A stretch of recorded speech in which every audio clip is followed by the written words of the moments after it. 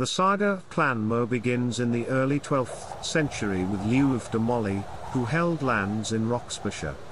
Liuluf's son, Uctred, further solidified the family's presence by taking possession of the town of Molle and the church patronage before 1152.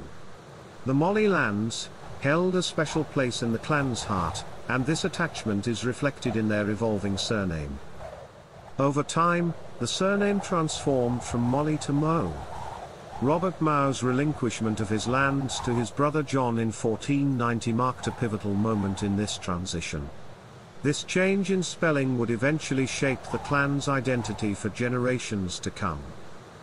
The Mow clan didn't merely exist in the pages of history but actively participated in the events that shaped Scotland. In 1279, Radulf de Molle, a predecessor of the clan, played a role in settling a financial dispute involving the Church of Roberton. The Mow family's influence extended beyond Roxburghshire, as seen in their involvement in trials documented by Pitcairn in the 16th century.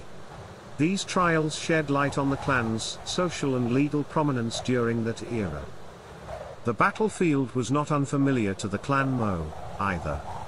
In 1575, the Liard of Mow met his fate at the Battle of Redeswire, underscoring the clan's commitment to defending their values and interests. The name Mow found its way northward to Elgin, where John Mow left his mark as a master of singing and a respected burgess. This geographic expansion highlighted the clan's adaptability and ability to thrive in different regions of Scotland. In 1789, John Mow of Mainz and his brother William Mow, who held the distinguished title of Writer to the Signet, sought to honor their ancestry by reviving the ancient form of their name.